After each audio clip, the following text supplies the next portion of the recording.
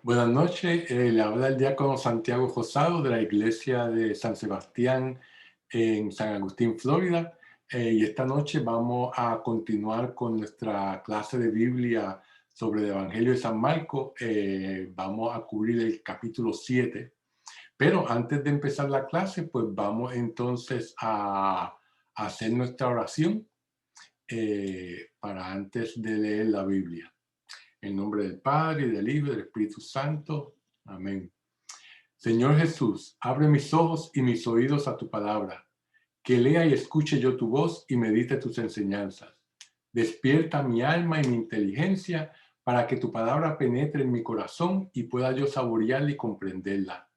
Dame una gran fe en ti para que tus palabras sean para mí otras tantas luces que me guíen hacia ti por los caminos de la justicia y de la verdad. Habla, Señor, que yo te escucho y deseo poner en práctica tu doctrina, porque tus palabras son para mí vida, gozo, paz y felicidad. Habla, Señor, tú eres mi Señor y mi Maestro, y no escucharé a nadie sino a ti. Amén.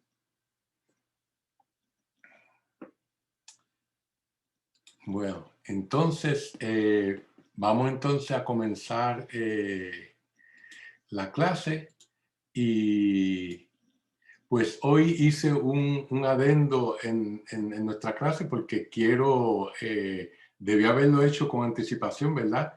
Pero reconocer a la profesora Rosa María Weaver, que es la editora, la que me corrí casi desde el principio la clase y dije, esto lo debí haber hecho hace tiempo, pero bueno, nunca es tarde si la dicha es buena, como dicen en mi pueblo. Así que gracias, Rosa María, por toda esa labor de amor. Bueno, pues entonces vamos a continuar. Estamos todavía en la sección de Galilea a Jerusalén, en el capítulo 7, aquí, ¿verdad? En este recuadro. Y vamos a empezar a leer los primeros 5 versículos del capítulo que dicen así. Se reunieron junto a él los fariseos y algunos escribas que habían llegado de Jerusalén. Y vieron a algunos de sus discípulos que comían los panes con manos impuras, es decir, sin lavar. Pues los fariseos y todos los judíos nunca comen si no se lavan las manos muchas veces, observando la tradición de los mayores. Y cuando llegan de la plaza no comen si no se purifican. Y hay otras muchas cosas que guardan por tradición, purificaciones de las copas y de las jarras, de las vasijas de cobre y de los lechos. Y le preguntaban los fariseos y los escribas, ¿por qué tus discípulos no se comportan conforme a la tradición de los mayores, sino que comen el pan con manos impuras? Palabra de Dios. Bueno, fíjense que nos encontramos con una nueva unidad, ¿verdad? Ha habido un cambio de sitio y de auditorio. Ahora Jesús se encuentra con unos fariseos y escribas. Y el motivo de la discusión son los discípulos, ¿verdad? Como lo fue también en el capítulo 2 de Marcos, ¿verdad? El tema en cuestión es el de la pureza espiritual. Los judíos habían recopilado una importante cantidad de leyes referidas al culto, que estaban reunidas en el libro de Levítico. Estas leyes no tenían nada que ver con normas higiénicas, sino con la identidad de Israel como el pueblo elegido de Dios, ¿verdad? Sí, muchas de ellas eran cuestiones higiénicas, pero esa no era la razón de las leyes, sino que identificaban estas leyes a Israel como el pueblo elegido de Dios, lo sacaban de lo mundano, ¿verdad? Todas estas leyes tenían que ver con el estado de pureza que era necesario para participar en el culto. O sea que si usted no estaba puro, purificado, pues entonces no podía participar del culto de Israel, ¿verdad? Sobre todo en el templo. Las leyes se referían a las abluciones, que son lavado de manos, de piel, ¿verdad? Y otras prácticas que purificaban de las impurezas que se habían contraído mediante el contacto con un muerto o por la vida sexual. Es importante enfatizar que muchas de esas normas eran para los sacerdotes y los levitas, pero los fariseos, en su afán de escrupulosidad, o sea, que querían ser más perfectos, la aplicaban a todo el mundo. Y esto es algo que nosotros, como católicos, debemos de tal vez entender un poco. ¿Por qué? Porque esto es semejante a lo que el Concilio Vaticano II hizo al reenfatizar que hay dos tipos de sacerdocio. El ministerial, que son los sacerdotes que se ordenan, ¿verdad? Y pueden decir misa, ¿verdad? Y el de todos los bautizados, que adquirimos el sacerdocio al bautizarnos. Todos estamos llamados a ser sacerdotes, ¿verdad? Como se acuerdan, cuando nos bautizan, se hace se hace una unción de óleo sobre la frente del niño o del adulto y le dice, ahora va a participar del sacerdocio, ahora es profeta, sacerdote y rey, ¿verdad? Participando de Jesucristo sacerdote, Jesucristo profeta y Jesucristo rey, ¿verdad? O sea que por nuestro sacerdocio nosotros somos, por nuestro bautismo somos sacerdotes, ¿verdad? Claro está que es un sacerdocio diferente al del ministerial, que es llamado a un sacerdocio de servicio a toda la comunidad, ¿verdad? Por lo tanto, eso era lo que hasta cierto punto los fariseos estaban tratando, que todos los laicos, todas las personas siguieran las normas que se le había dado a los sacerdotes y a los levitas, ¿verdad? O sea que no era algo que fuera malo. Ahora, a partir de la legislación bíblica, la tradición oral que se suponía venía directamente de Moisés, había creado un sinnúmero de otras prácticas, como las que Marco aquí menciona. Estas son con respecto al lavado de manos, de las ollas, ¿verdad? Estas abluciones y lavados requerían una gran cantidad de agua que la gente sencilla no podía usar fácilmente en tierras donde escaseaba este líquido tan vital. Por eso se usaba el agua solamente para beber y para cocinar. ¿Qué era lo que esto hacía? Bueno, pues esta práctica farisea suponía un nivel social diferente. En vez de que éstas llevaran a la comunión de las personas, lo que hacían es que desunían y creaban un abismo entre los pobres, que no tenían suficiente agua para hacer estos lavados, y los ricos, que obviamente tenían agua en abundancia, ¿verdad? Marco explica que las prácticas judías como algo extraño para sus lectores, ¿verdad? En el 7.2, que nos dice claramente, dice, y vieron algunos de sus discípulos que comían los panes con manos impuras, es decir, sin lavar. O sea, que estaba explicando algo que cualquier judío ya entendía. Aquí se nota claramente que él no escribe para una comunidad de origen judío, sino en su mayoría pagana, ¿verdad?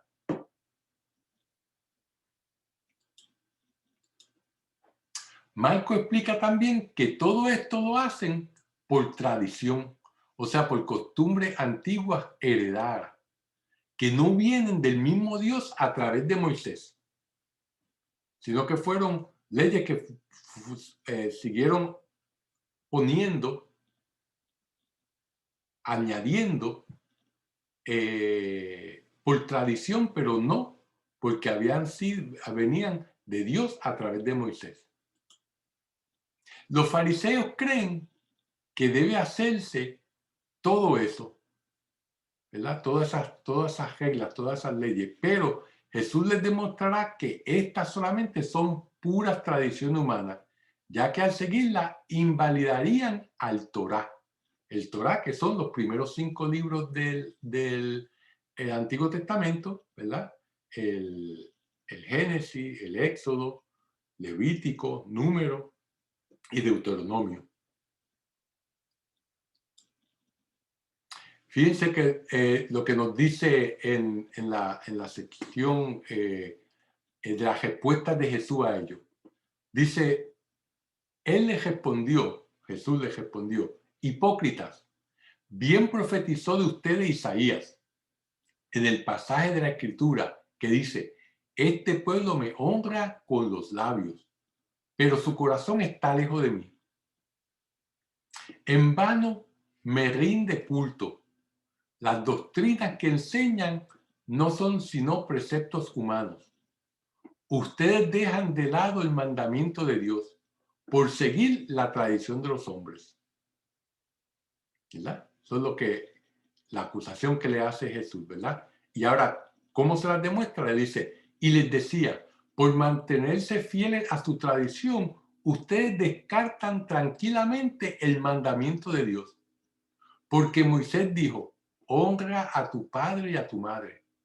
Y además, el que maldice a su padre o a su madre será condenado a muerte. En cambio, ustedes afirman, si alguien dice a su padre o a su madre, declaro Corbán, Corbán es decir, ofrenda sagrada, todo aquello lo que podría ayudarte.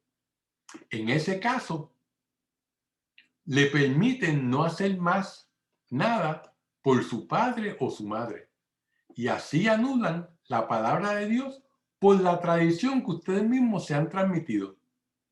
Y como esta, hacen muchas otras cosas, ¿verdad? O sea que básicamente le está diciendo que están poniendo por encima la tradición de que si declaran algo corbán, o sea que una ofrenda sagrada a Dios que la daban al templo, entonces le quitaban ese dinero, esa ayuda que le debían de haber dado a sus padres, ¿verdad? Y después de esto pasa juicio. Jesús dice, ninguna cosa externa que entra en el hombre puede mancharlo.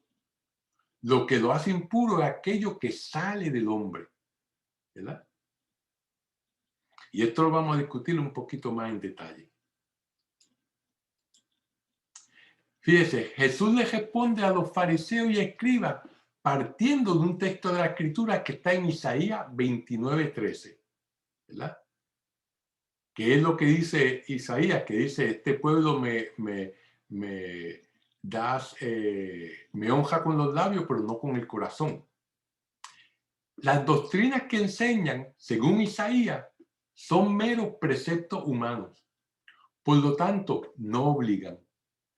Jesús contrapone el mandamiento de Dios a la tradición de los hombres. Los fariseos, según Jesús, no solo dejan de lado el mandamiento, sino que lo sustituyen por sus tradiciones, ¿verdad?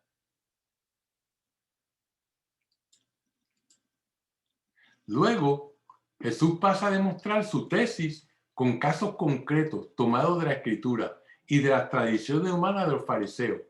El primer caso es el de la ofrenda, que en arameo se llama corbán. Esto era una palabra que se usaba sobre todo para designar una ofrenda hecha a Dios. Los fariseos creían que declarando corbán, una ofrenda hecha al templo, que era una ofrenda hecha a Dios, se liberaban del mandamiento de honrar al padre y a la madre. Con esto pensaban que así no debían ocuparse económicamente de ellos en su ancianidad. Que es lo que manda en el libro de Levítico, que los hijos deben de cuidar a sus padres en la ancianidad, ¿verdad? En el versículo 13, Jesús considera que esta conducta equivale a anular la palabra de Dios. Además, él cita el texto del mandamiento que está en Éxodo 20 y en el Deuteronomio, junto con el Levítico, o sea, está en 3 de los 5 libros del Torá, donde se declara que morirá quien maldiga a su padre o a su madre. O básicamente que no tome cuidado de ellos, ¿verdad? Es decir, presenta la costumbre del fariseo como una práctica que hace incurrir en una maldición.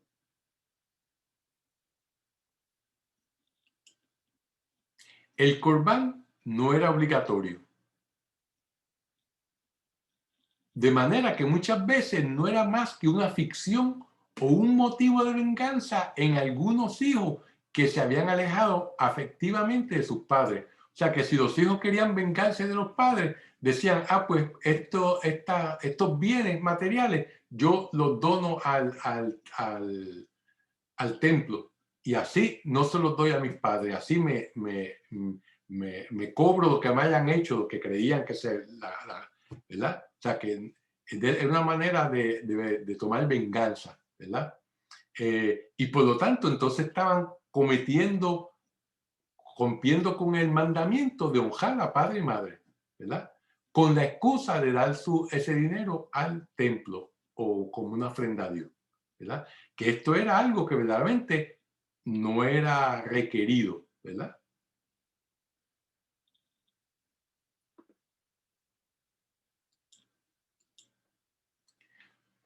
Todo esto muestra cómo la tradición había llegado a convertirse en un falso pretexto y en un desarrollo teológico que se volvía contra la palabra revelada, ¿verdad?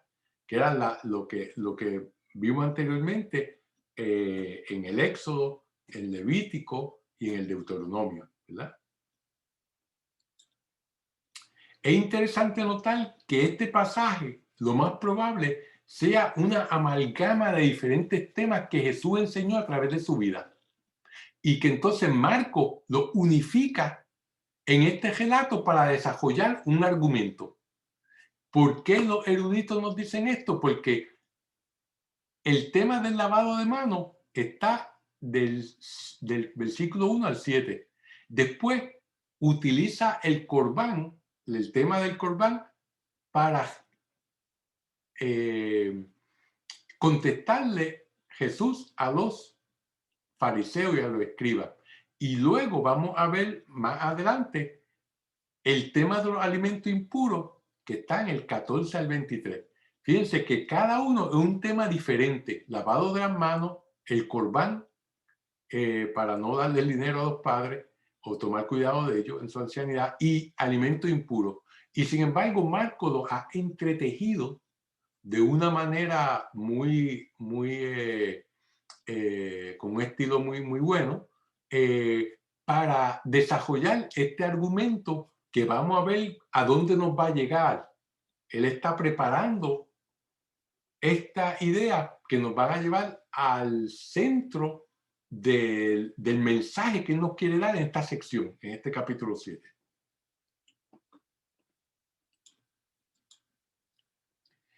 Esto es importante ya que cuando Jesús hace esta declaración tan radical de que todos los alimentos son puros, está sugiriendo que Israel no existe en el sentido clásico. ¿Qué queremos decir con eso? Lo que queremos decir es que la misión de Israel es distinguir y reconocer entre lo puro y lo impuro. Esta es una distinción que Dios mismo había creado, ¿verdad? Los animales puros, los animales impuros, ¿verdad? Las cosas que había que hacer para estar purificados, las cosas que ponían, todo eso eran reglas que Dios había puesto. Y Israel, su misión era distinguir y reconocer e implementar estas reglas. Por lo tanto, cuando Jesús está diciendo que todos los alimentos son puros, básicamente lo que está diciendo es que ya Israel, la misión de Israel ya no existe en diferenciar lo puro de lo impuro, ¿verdad? Vamos a ver por qué. Vamos a leer la sección 7 del versículo 14 al 23. Dice: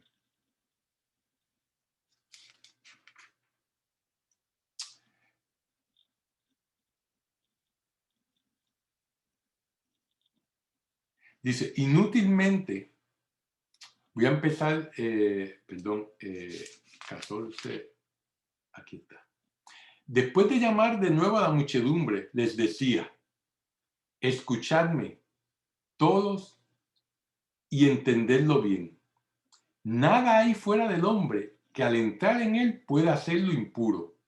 Las cosas que salen del hombre, esas son las que hacen impuro al hombre. Y cuando entró en casa, ya sin la muchedumbre, sus discípulos le preguntaron el sentido de la parábola y les dice: ¿así que también vosotros sois incapaces de entender? ¿No sabéis que todo lo que entra en el hombre desde fuera no puede hacerlo impuro? Porque no entra en su corazón, sino en el vientre, y va a la cloaca. De este modo declaraba puros todos los alimentos. Pues decía: lo que sale del hombre es lo que hace impuro al hombre. Porque del interior del corazón de los hombres proceden los malos pensamientos, las fornicaciones, los robos, los homicidios, los adulterios, los deseos avariciosos, las maldades, el fraude, la deshonestidad, la envidia, la blasfemia, la soberbia y la insensatez. Todas estas cosas malas proceden del interior y hacen impuro al hombre. Palabra de Dios. Fíjense que Jesús llama a toda la gente para exponer las consecuencias de su discusión con los escribas, ¿verdad? Ahí como que hay una pausa, como quien dice: ya acabó aquello, ahora va a empezar otra sección.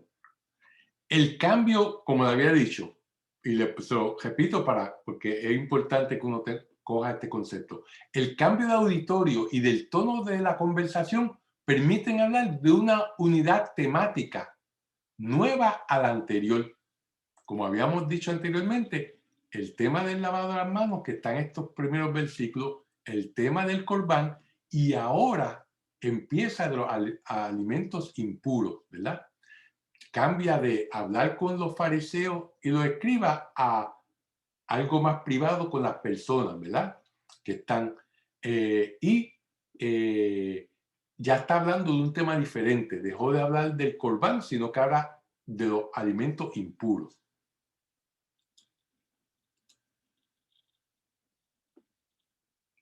La llamada de atención con la que empieza el versículo 14 nos recuerda la del capítulo 4, ¿verdad?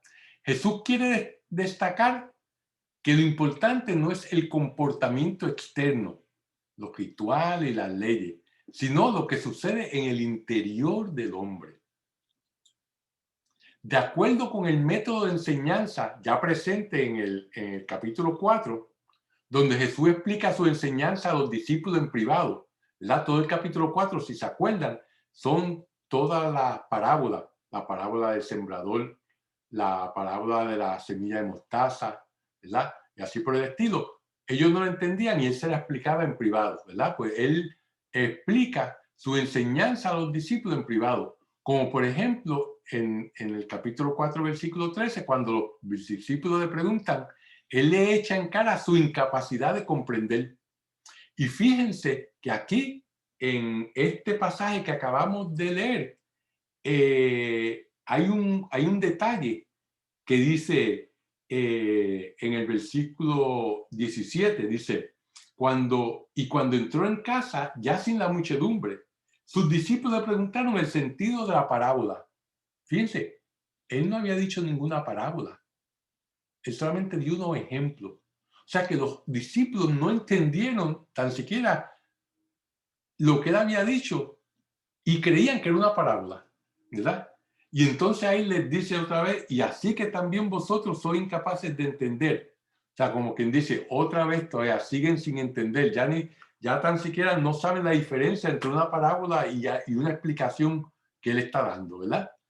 Por lo tanto, es algo que es un tema recurrente que nos deja ver cómo los discípulos todavía no entienden el mensaje de Cristo, ¿verdad? Y él dice, claro, no hay nada fuera del hombre que al entrar en él pueda hacerlo impuro. Las cosas que salen del hombre, esas son las que lo hacen impuro, ¿verdad? Al hombre. ¿Verdad? ¿Se acuerda que Noé, habían los animales puros y los impuros, todos se salvaron, ¿verdad? Lo que sí puede manchar es lo que sale del interior del corazón, porque ahí es donde la persona piensa y se decide actuar, ¿verdad? En su corazón decide si realizará obras buenas o malas, si ofenderá a Dios y a sus hermanos, o procederá a favor de ambos, ¿verdad? Para los judíos, el corazón es lo que nosotros sabemos que es el cerebro, ¿verdad?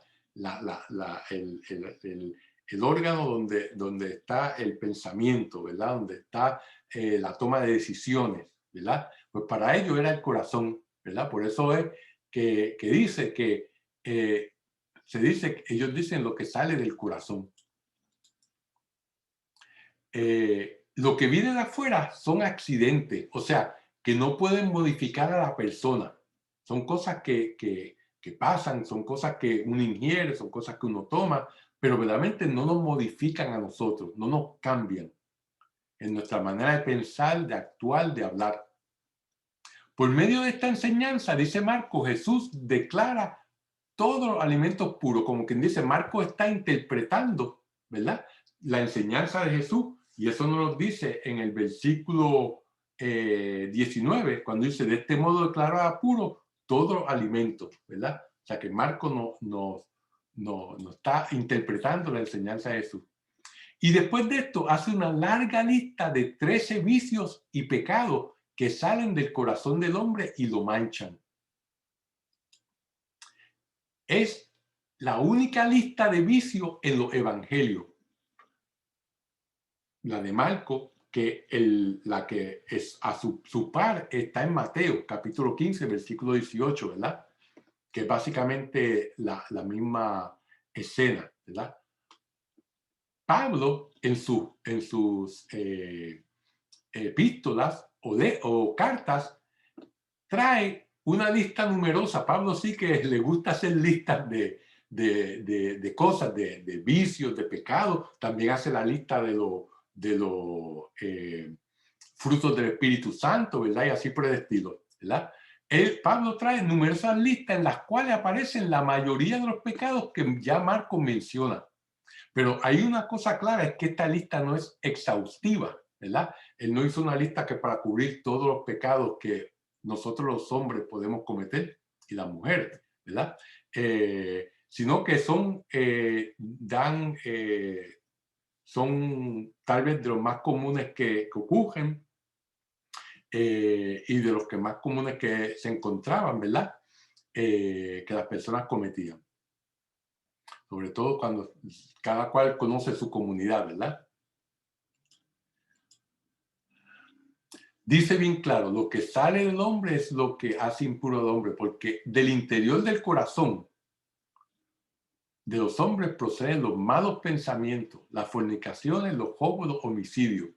Fíjense que el centro de este pasaje es el corazón, sede de los pensamientos, decisión y voluntad.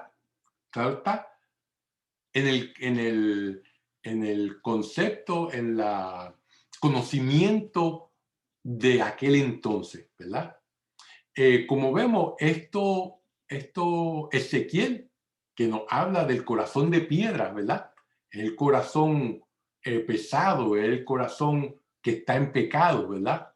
Y que sin embargo, pues Dios y Jesús vienen a transformar nuestro corazón de piedra en un corazón de carne, ¿verdad? En un corazón puro, un corazón que recibe la gracia de Dios. Fíjense que en esta lista, la primera enfermedad o vicio o pecado son los dialogismos, o sea, los malos pensamientos, ¿verdad? Porque todo pecado, como hemos dicho anteriormente, tienen principio en nuestros pensamientos, ¿verdad?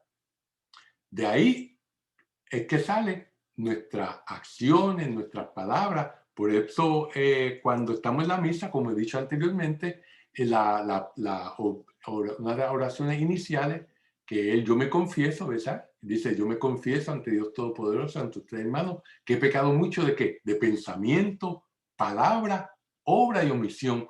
Siempre los pensamientos son el principio de nuestros pecados, ¿verdad? Si podemos controlar nuestra mente, pues entonces vamos a pecar mucho menos, o no, ¿verdad? Por eso Santa Teresa de Jesús dice que la mente es la loca de la casa, ¿verdad? Porque estamos en la iglesia, estamos rezando y se nos vienen pensamientos muchas veces que nos sacan de concentración o hasta pecaminosos, ¿verdad? Y hay que uno estar vigilante en contra de eso. Por lo tanto, es el primer vicio o pecado que pone, que son los malos pensamientos, ¿verdad?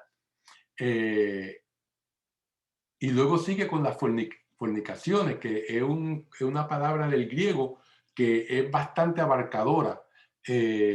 Básicamente, pues la iglesia enseña que fornicación es cualquier actividad sexual fuera del matrimonio, ¿verdad? Por lo tanto fornica el individuo que tiene una relación sexual con una persona del mismo sexo, como el que tiene una relación sexual con una persona del sexo opuesto, pero que no está casado con él, ¿verdad? Por lo tanto, el que las personas convivan juntas sin casarse, eso están cometiendo el pecado de fornicación, ¿verdad? Y luego, pues, sigue con la lista los robos, los homicidios, ¿verdad? Sigue los adulterios, los deseos avariciosos, o sea, que el uno querer los bienes ajenos, las maldades, el fraude, la deshonestidad, la envidia que en griego dice que es el mal, mirar con mal ojo, o sea, la envidia es uno de los pecados capitales y definitivamente es diferente a los celos, ¿verdad? Una persona tiene celos de otra persona, pues algunas veces puede ser positivo en el hecho si un estudiante tiene celos de otro estudiante que sale mejor que él en la clase y quiere mejorarse, pues esos celos lo van a motivar a que sea mejor estudiante, ¿verdad? En ese sentido, celos pueden ser positivos, pero pueden ser negativos también. Pero la envidia siempre es negativa, porque la envidia es cuando yo deseo el bien ajeno y si no lo puedo tener, entonces se lo malogro, ¿verdad? A la otra persona. Y así pues seguimos toda la lista. Siempre me acuerda las tentaciones de San Antonio, ¿verdad? El ermitaño, que fue el que se retiró en el desierto en Egipto, ¿verdad? Y dice que venía el diablo a tentarlo con todos los diferentes pecados y él, gracias a Dios, siempre logró con la gracia de Dios sobreponerse a todas esas tentaciones, ¿verdad? Por lo tanto, todas estas cosas malas proceden de nuestro interior y es lo que verdaderamente nos hacen impuros a nosotros. Vamos entonces a continuar con la sección de el versículo 24 al 30. Dice, se fue de allí y se marchó hacia la región de Tiro y de Sidón. Entró en una casa y deseaba que nadie lo supiera, pero no pudo permanecer inadvertido. Es más, en cuanto oyó hablar de él, una mujer cuya hija tenía un espíritu impuro, entró y se postró a sus pies. La mujer era griega, sirofenicia de origen, y le rogaba que expulsara de su hija al demonio. Y le dijo: deja que primero se sacien los hijos, porque no está bien tomar el pan de los hijos y echárselo a los perrillos. Ella respondió diciendo: es verdad, Señor, pero también los perrillos comen debajo de la mesa las migajas de los hijos. Y le dijo: por esto que has dicho, vete, el demonio ha salido de tu hija. Y al regresar a su casa encontró a la niña echada en la cama y que el demonio había salido. Palabra de Dios. Esto es una de las relatos más importantes del primer tercio del Evangelio de San Marcos, ¿verdad? Fíjense que Jesús deja Galilea, ¿verdad? Y entra en otro país, ¿verdad? Galilea, aparte de Israel, y entra a Fenicia, al país de Fenicia, y se va a la región de Tiro. Tiro es una ciudad que estaba en la orilla del mar Mediterráneo, ¿verdad? Y vemos que el Jesús de Marcos, ¿verdad? No solo debe enseñar en Israel, sino debe llevar a todos los paganos su palabra y su salvación, y la salvación. A Marco, quien escribe a los paganos, le interesa subrayar esta actividad de predicación a los paganos.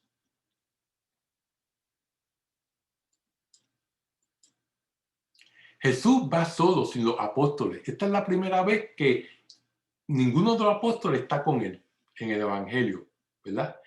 Y quiere pasar desapercibido, pero no lo consigue. Bueno, me imagino que la fuerza de su presencia lo pone al descubierto.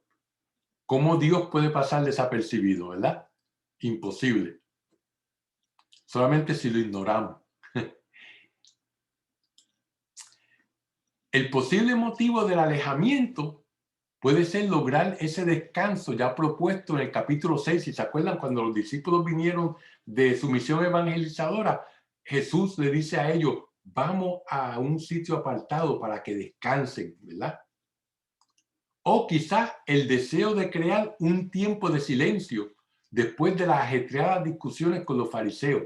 Me imagino que el estar discutiendo con los fariseos, eso es algo que le quita energía a cualquiera, ¿verdad? Las discusiones, el estar argumentando, ¿verdad? Eso es algo que drena bastante energía de todos nosotros. Y obviamente Jesús es Dios, pero es hombre también. Por tanto, pues tal vez quería un momento de paz y estar alejado de todas las personas, ¿verdad? Para poder recargar las baterías, pero obviamente donde quiera que va, pues es reconocido. ¿Verdad? Y sin embargo se le aparece esta mujer gentil, pagana, ¿verdad? Que el evangelista lo señala expresamente. La mujer era griega, sirofenicia de origen, quien le pide la curación a su hija. Fíjense, griega, sirofenicia. Quiere decir, la primera indicación que es griega se refiere a su cultura, sobre todo a su religión pagana. Y la segunda, que era sirofenicia, se refiere a su origen racial y país de origen, ¿verdad? Tendrá especial importancia en la historia del cristianismo primitivo el llevar el evangelio a los griegos, ¿verdad? Es importante porque los griegos, o sea, todos los que tenían la religión pagana, pues también tenían que ser evangelizados. Y esto lo vamos a ver como Pablo, pues se dedica específicamente a llevar el evangelio a los gentiles, ¿verdad?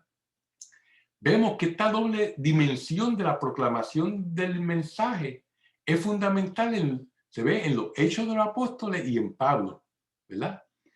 Cómo se divide. Pablo dice: yo voy a ser el apóstol de los gentiles, y entonces Pedro y los demás discípulos se dedican a evangelizar a los judíos, ¿verdad? Y eso lo vemos en estas secciones del mismo evangelio de Marcos, los Hechos de los Apóstoles y en la carta a los romanos. Dios se reveló primero a Israel y a través de él a las naciones, ¿verdad? Fíjense que la mujer en actitud de fe se postra ante Jesús y le suplica por su hija que tiene un espíritu impuro. Y en una reacción inesperada, Jesús le dice que no estaba bien dar a los perros el pan de los hijos. La expresión perros o perrillos, como dice nuestra traducción, era común entre los judíos al referirse a los paganos. Y eso viene del Antiguo Testamento. Lo vemos en el primer libro de Samuel, ¿verdad? Lo vemos en el libro de Job, en el segundo libro de Reyes y aún en Pablo en los Filipenses, ¿verdad? Cuando dice Pablo, tengan cuidado con los perros, ¿verdad? O sea, tengan cuidado con los paganos. Era una expresión obviamente derogativa, ¿verdad? Pero que era común de los judíos referirse a los paganos de esa manera. Y obviamente pues Jesús era un hombre de su época, ¿verdad? Y una de las cosas que es chocante, ¿verdad? Porque no es Jesús que uno está acostumbrado, ¿verdad? Pero que muchos de los eruditos dicen que pues lo hace a propósito para probar la fe de esa mujer, cuán lejos ella está dispuesta a ir, aunque sea ella que él la llame con un nombre dejogativo, que obviamente la está insultando, ¿verdad? ¿Cómo ella va a reaccionar a eso? Una prueba, ¿verdad? Y ella, con una imagen de la vida cotidiana, le responde a Jesús con humildad, inteligencia y rapidez. Y le dice, también los perritos comen bajo la mesa las migajas de los niños. Fíjense cómo esta imagen que ella usa hace referencia a las migajas que caen de la mesa. O sea, que se está refiriendo a lo que sobró del milagro de la multiplicación de los panes. Fíjense cómo Marco está trayendo el argumento de que no hay que lavarse las manos, que eso son tradiciones, que el corbán los judíos estaban muy en las leyes, costumbres, pero no en la ley de Dios, y que los alimentos no eran impuros, nos va llevando hasta este momento que es la idea central de esta sección, donde es lo importante es la evangelización de los paganos, ¿verdad? Porque hay suficiente pan para todo el mundo. Dios trae pan de sobra. O sea que también para los paganos hay salvación, ¿verdad? Y por eso pone en la boca de esta mujer, haciendo referencia a esas migajas que caen, a eso que sobra, el pan que sobra, sí, le da pan al pueblo judío, a los hijos de Israel, al pueblo elegido por Dios, ¿verdad? Pero Dios es tan generoso que siempre nos da más de lo que se necesita y ese pan sobra y da para alimentar también a los paganos, ¿verdad? O sea que ella toma esa noción de las migajas que sobran y la usa como argumento para convencerlo y que le cumpla lo que ella le pide. Fíjense, Jesús se admira de su fe, la felicita y le concede la gracia que ella le está pidiendo, ¿verdad? Este es el único episodio en el Evangelio de Marcos que alguien, a través de un argumento, desafía una declaración de Jesús y le hace cambiar de idea, cambiando el curso de la acción de él y lo convierte.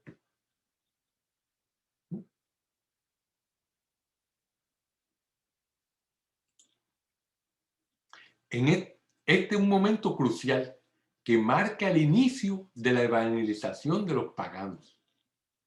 Esto a su vez nos lleva a la segunda multiplicación de los panes, que es lo que marca esta sección desde la primera multiplicación a la segunda multiplicación que vamos a ver en el capítulo 8.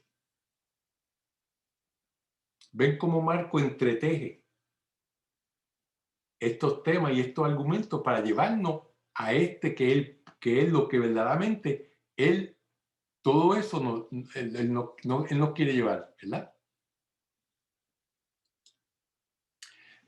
La sirofenicia se convierte así en el modelo del pagano que llega a la fe y que, superando el proyecto originario de la salvación, toma el lugar de los judíos que no creen, ¿verdad? O sea, ella por su hija, por su fe, se sobrepone a las palabras tan fuertes que le dijo Jesús, ¿verdad? Y con su inteligencia, su astucia, su manera rápida de pensar y sobre todo con su humildad y su fe,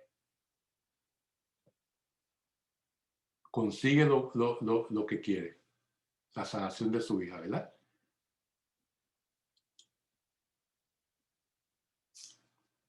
Vamos entonces a pasar a la próxima sección, a la última sección del capítulo 7, que es del versículo 31 al 37. Dice, de nuevo salió de la región de Tiro y vino a través de Sidón hacia el mar de Galilea, cruzando el territorio de la Decápolis. Le traen a uno que era sordo y que a duras penas podía hablar y le ruegan que le imponga las manos.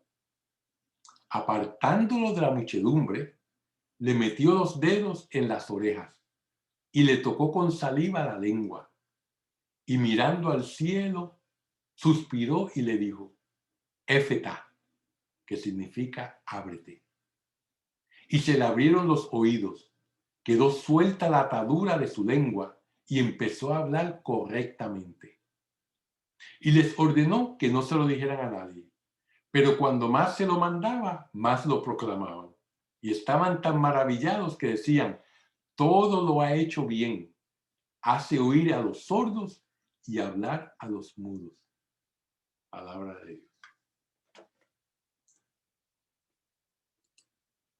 Fíjense, este milagro se desarrolla en la Decápolis, ¿verdad? Es decir, la región pagana, lo cual implica una visión universalista, ¿verdad? Salió de Tiro, de Sidón, que era también pagano, a otra región pagana. La salvación y la palabra cejada hasta ahora para ellos, para los paganos, se escucha por primera vez. El sordo es el símbolo de los paganos que reciben la posibilidad de oír y decir la palabra de Dios. Si se acuerdan, la Decápolis es esta sección donde están todas estas ciudades en negro, ¿verdad? La Decápolis, al oeste del mar de Galilea. Y le hago hincapié en la geografía porque dice en el principio de la sección que acabamos de leer, dice, él pasó de Sidón a la Decápolis, ¿verdad? Que atravesó la Decápolis para llegar al lago de Galilea. Fíjense, el lago de Galilea está entre medio de la área de Tiro y Sidón y la Decápolis. O sea que Marco no tenía una noción muy exacta de la geografía de Palestina, porque básicamente lo está diciendo que esta región está aquí. Porque nos dice bien claro, nos dice en el Evangelio, dice, salió de la región de Tiro, que es esta, y vino a través de Sidón, que está un poquito más abajito, hacia el mar de Galilea, que está aquí, cruzando el territorio de la Decápolis. No pudo haber cruzado el territorio de Decápolis porque el territorio de Decápolis está todavía más lejos que el mar de Galilea. O sea que vemos ahí un error que Marcos comete, que obviamente nos deja saber que no tenía, la geografía de él no estaba muy buena, ¿verdad? Pero eso no es lo importante. Lo importante es que lo que sí Marcos sabe es que ambos acontecimientos, el que pasó en el área de Tiro y el que pasó en la Decápolis, son expresiones del acercamiento de un pagano a la fe. En esta área, la mujer, y en esta área, el sordomudo, ¿verdad? En esta escena, primero Jesús lo saca del medio de la multitud. ¿Y por qué hace eso? Bueno, que esto no sea motivo de curiosidad.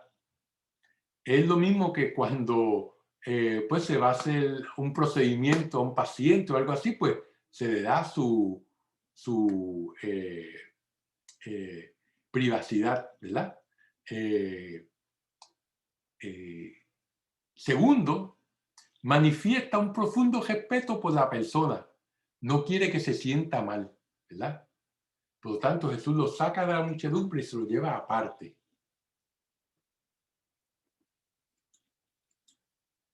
Jesús actúa como el artífice de la creación.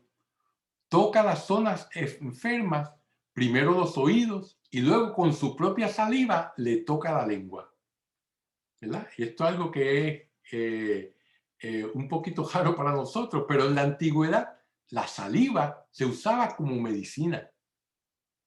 Por su aspecto oleoso se la comparaba con el aceite que era materia de la unción, ¿verdad?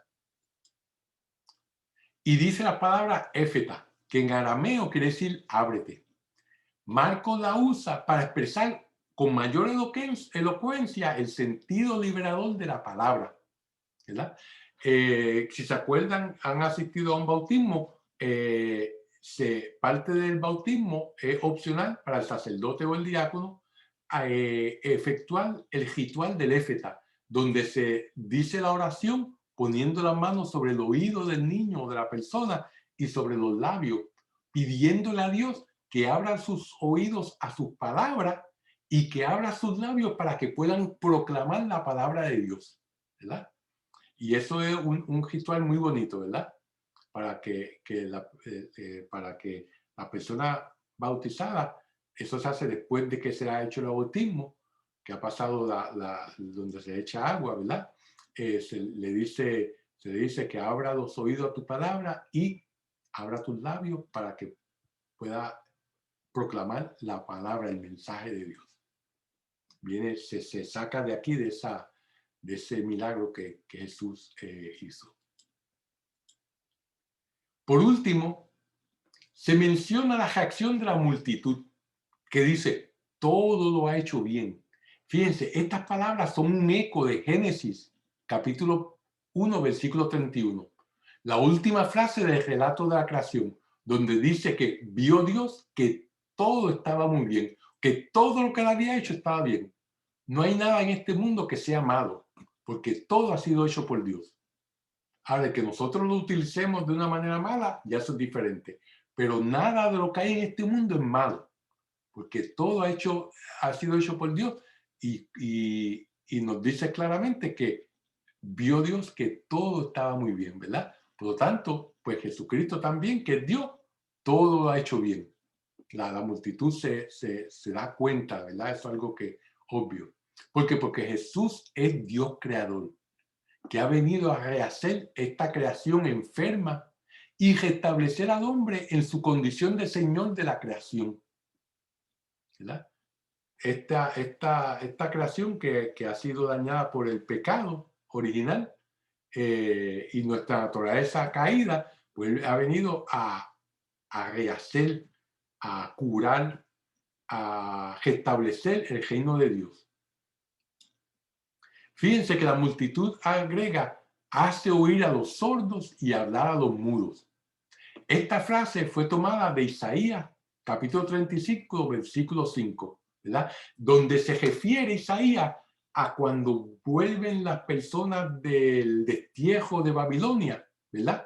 Que Isaías está describiendo cómo va a ser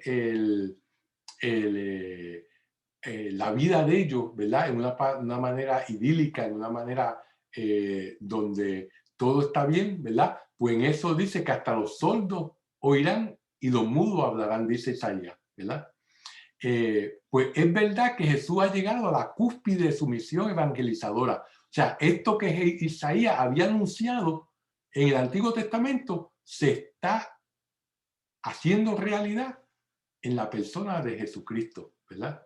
Donde eso que habían profetizado, que habían visto los profetas, se ha hecho realidad, ¿verdad? Por eso podemos ver que cuando Juan manda a sus discípulos a preguntarle si él es el Mesías, ¿qué le dice Jesús? Díganle a Juan que los sordos oyen, que los mudos hablan, que los ciegos ven, ¿verdad? Porque eso era lo que el Mesías iba a realizar cuando viniera, ¿verdad? Y obviamente aquí Marco nos está dejando claro que Jesús es Dios, que Jesús es el Mesías, que viene a traer la salvación a todos nosotros. Y con esto terminamos la clase de esta noche. Así que vamos entonces a hacer nuestra oración final. En el nombre del Padre, del Hijo, del Espíritu Santo. Dios te salve María, llena eres de gracia, el Señor es contigo, bendita tú eres entre todas las mujeres y bendito es el fruto de tu vientre Jesús. Santa María, Madre de Dios, ruega por nosotros pecadores, ahora y en la hora de nuestra muerte. Amén. Que el Señor los bendiga y nos vemos con el favor de Dios la semana que viene.